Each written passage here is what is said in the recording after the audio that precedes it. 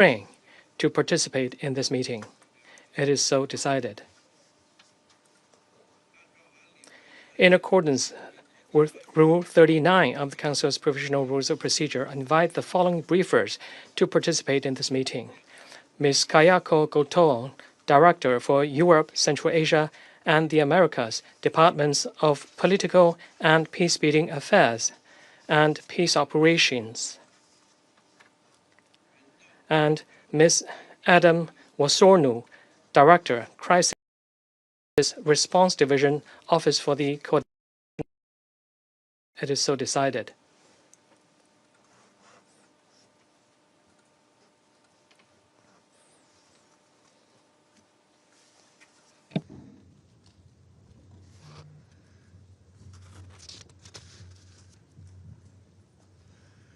The Security Council will now begin its consideration of item 2 of the agenda.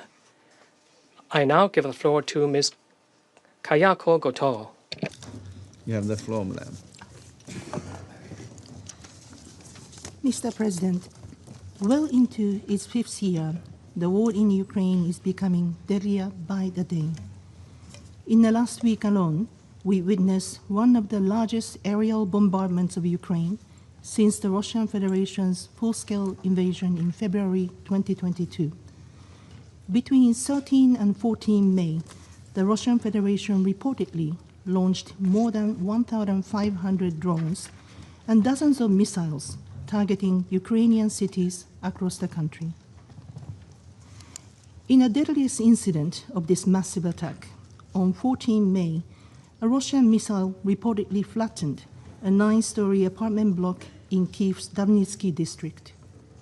24 people, including 3 girls aged 12, 15, and 17, were reportedly killed.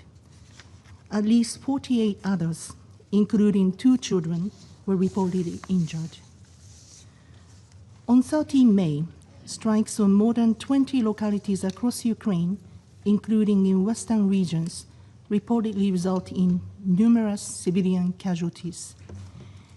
These large-scale attacks have continued daily, including in Dnipro and Odessa, resulting in further civilian casualties and damage to critical civilian infrastructure.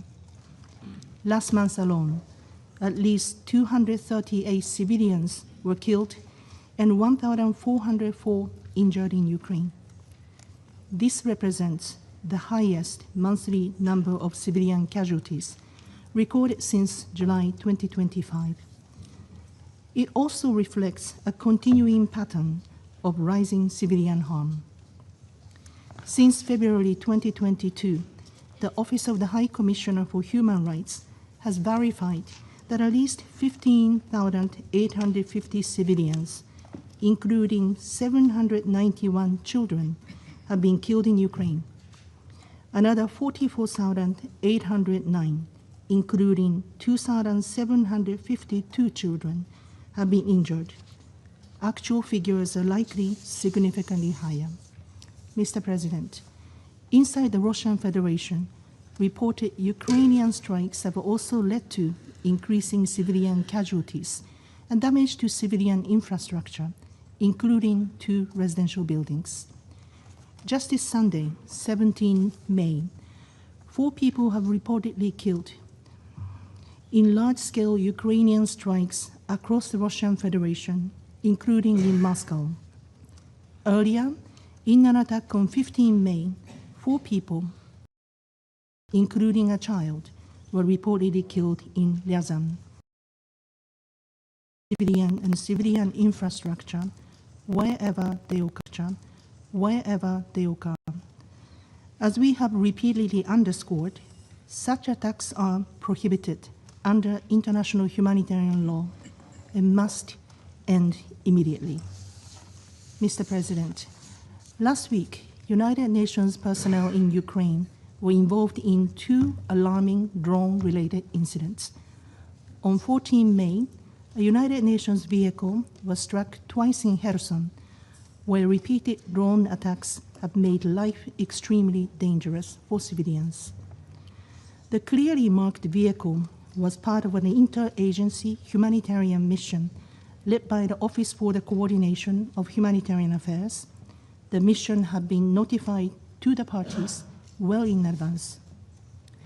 This followed an incident on 12 May when another clearly marked United Nations vehicle that was part of a World Food Programme humanitarian convoy was reportedly hit by a remote-controlled drone in Dnipropetrovsk region. International law, including international humanitarian law, must be respected at all times.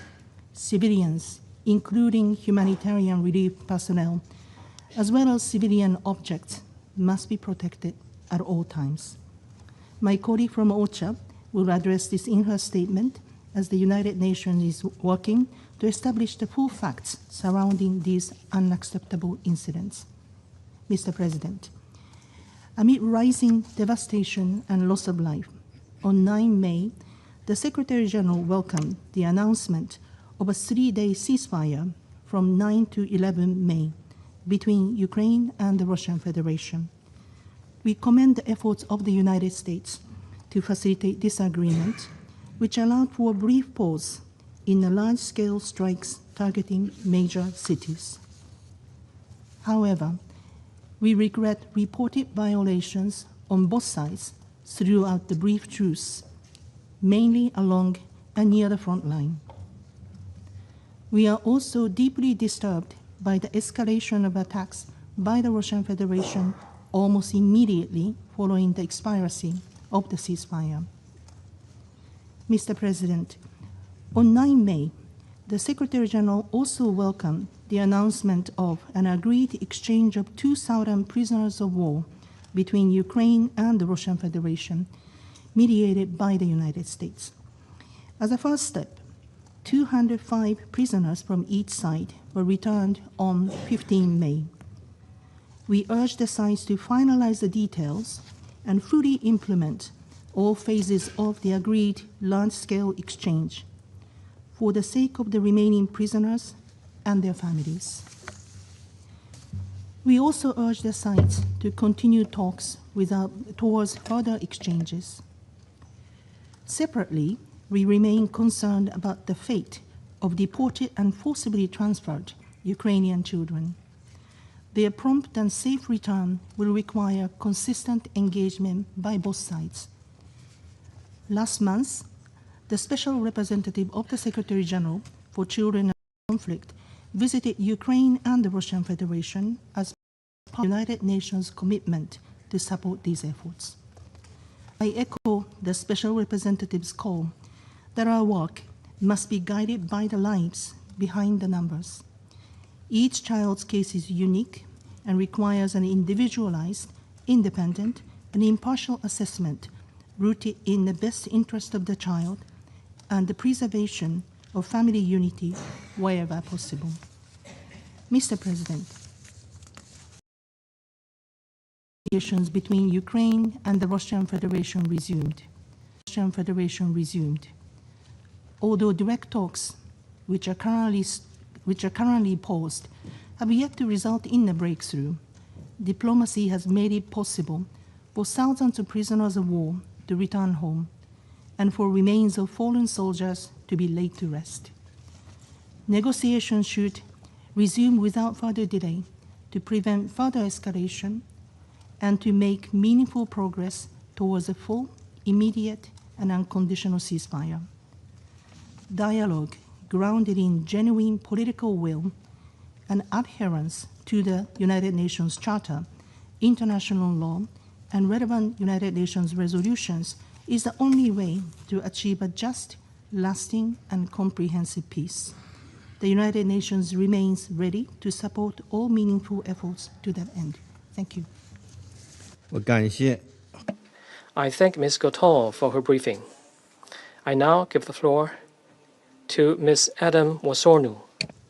Mr. President, humanitarian workers in Ukraine came under repeated attack last week. As mentioned by my DPPA colleague, 2 separate convoys clearly marked as being part of the United Nations were hit while carrying life-saving assistance to civilians in need. Both missions had been notified well in advance through established channels.